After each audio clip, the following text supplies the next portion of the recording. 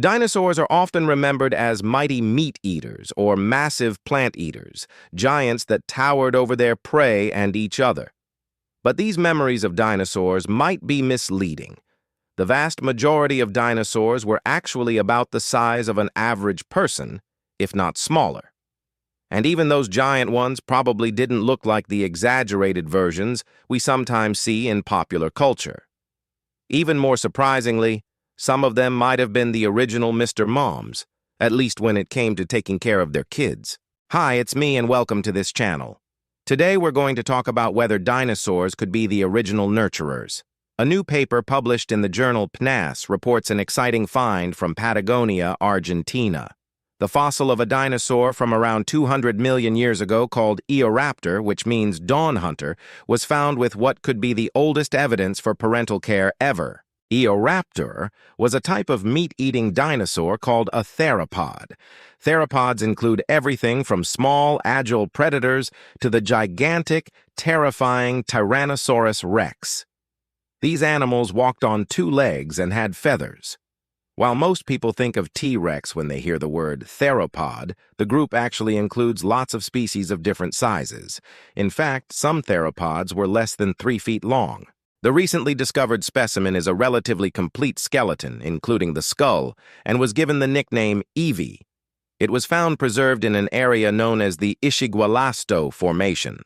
This site has been incredibly important for our understanding of early dinosaurs because it preserves a diverse array of animals from just a few million years earlier than Eoraptor. This includes the famous Eoraptor lunensis, which is also one of the earliest dinosaurs ever found. But there is one major difference between Eoraptor and Eoraptor lunensis. Eoraptor has a pelvis that looks a lot like modern birds and a beak that looks a lot like crocodilians. The authors believe that this might be the missing link between Eoraptor lunensis and later theropods. That's because these features evolved over time. We can see those changes happen right here in front of our eyes in the fossil record. So understanding where these traits came from and how they evolved might help us understand why theropods were such successful animals, especially since many of them evolved into birds. But it's not just the evolution of theropods that makes this site so special. The fossils at Isigualasto preserve exceptional details like skin impressions and stomach contents. This tells us not only about the animal's external anatomy and environments, but also about their behaviors. The authors wanted to learn more about what life was like for Eoraptor and its relatives. For example, Eoraptor is thought to have lived near lakes and rivers where it could hunt for food. Scientists know this because of the clues left in the rocks like pebbles and mud cracks that tell us about the environment it lived in. But these clues don't tell us about what Eoraptor did during the day or what it ate. That kind of information is rare in the fossil record. But sometimes an animal's environment leaves behind clues about its behavior. For example, the presence of small aquatic creatures and fish bones in the rock layers tells us that these animals spent a lot of time in the water.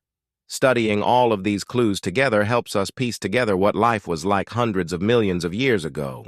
One of the things that scientists noticed is that the rocks around Eoraptor's skeleton contained lots of fossilized fish.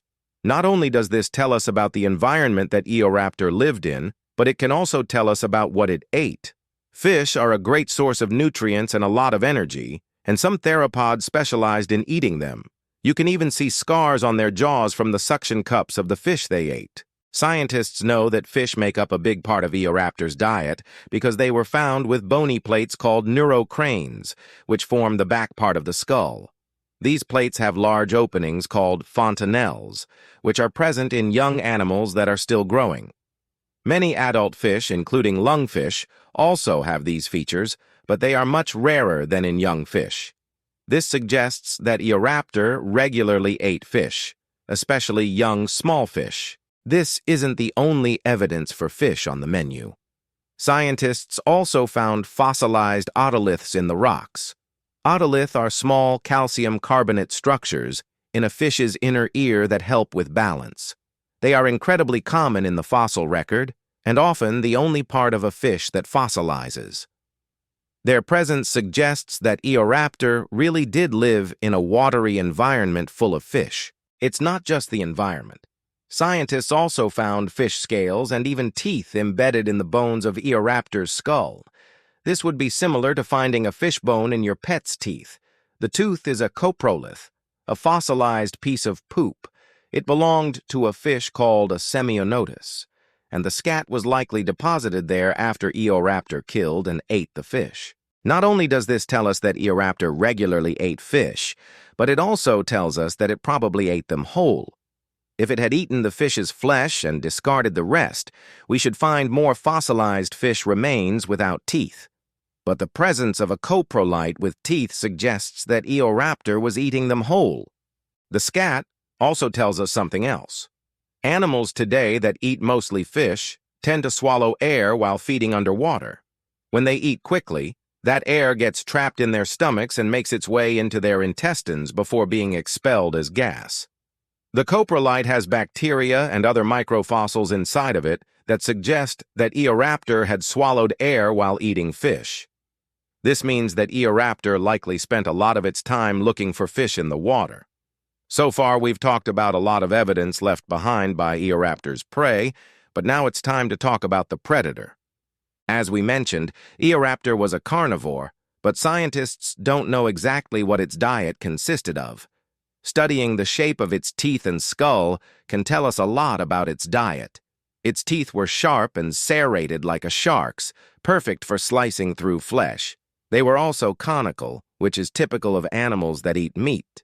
But there was something unusual about its teeth, too. The way that teeth replace each other is different across different kinds of animals. Some, like most mammals, have multiple rows of teeth that replace each other over the course of their lifetime. Others, like turtles, replace their teeth once or not at all. The teeth of most theropods fall in between these two strategies. They have two sets of teeth in their lifetime, but in the case of Eoraptor, scientists weren't sure which strategy it used. Most of the previously discovered theropods were too worn down to tell whether or not they replaced their teeth once. But the discovery of Eoraptor's complete skull gives us a window into the world of early theropods. And this specimen seems to have kept its baby teeth for longer than other theropods. This could be evidence that Eoraptor replaced its teeth just once, like turtles do, which might have been an adaptation for dealing with the wear and tear of eating whole fish. In the end, scientists hope to use Eoraptor to answer big questions about how animals adapted to living both on land and in water. But this fossil also gives us a glimpse into something much more personal: parenting. You see, this individual wasn't the only Eoraptor with a fish-based diet. Scientists know that Eoraptor was a parent because they found a second specimen nearby that looked a lot like it, and the smaller animal was hiding in a burrow under the larger one's skeleton. This suggests that the two individuals were related in some way, maybe a parent and offspring. If that's true, then the parent was likely teaching its kid how to forage for fish and other aquatic prey. After all, fish can be hard to catch, and theropods had to develop specialized adaptations like sharp teeth and strong jaws to eat them. That doesn't mean that Eoraptor was making fishing boats and passing down tips and tricks on how to find the best spots. Instead, the parent was modeling the behavior and letting the kid watch as it hunted. The kid was likely old enough to walk and maybe even run and jump, but probably wasn't ready to hunt yet. Learning to hunt takes time. Just think about how long you had to practice before you were ready to try for that soccer tryout. Well, except for maybe me. I totally aced my soccer tryout. And just like kids today, this baby Eoraptor would have benefited from watching an expert, learning from the best instead of struggling to figure it out on its own. Watching a skilled fish hunter would have been a great way for the baby to learn the best ways to find prey and how to safely get at it. And this brings us back to the coprolite. You see, we know that adult Eoraptor was eating fish whole, but we don't know if the same was true for the babies.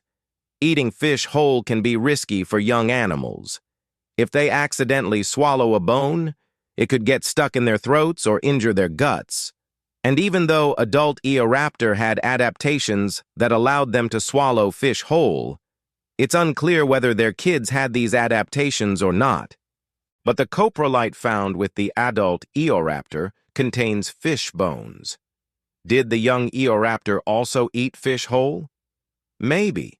Coprolites are notoriously difficult to interpret, so there's no way to be sure. But scientists think that Eoraptor's offspring may have started eating fish whole after watching their parents do it. Learning to fish isn't the only thing that the little Eoraptor could have learned from its parents. It's possible that its parents taught it where to find the best food sources and how to avoid predators. Scientists can't say for sure, but it's fun to imagine this little dino hanging out with mom and dad, observing and listening as they share their knowledge. Parental care like this is pretty common among animals today, but it's super rare in the fossil record. Most animals don't leave behind evidence of parenting, so the evidence we do have is incredibly valuable. And in the case of Eoraptor, it comes down to this: a tiny, fragile coprolite. It's easy to forget that the things we discover are often the exceptions to the rule, that they represent a small fraction of the history of life on Earth. Eoraptor's story reminds us that parenting is important, but it also shows us how rare evidence of it is in the fossil record. So the next time you hear someone talking about ancient history, remember that the story they're telling is really the story of a very small sample. And that means that every new discovery has the potential to change our understanding of the past. Thank you for watching this episode. This channel is part of a larger educational initiative funded by a grant. You can check out our other offerings on a website.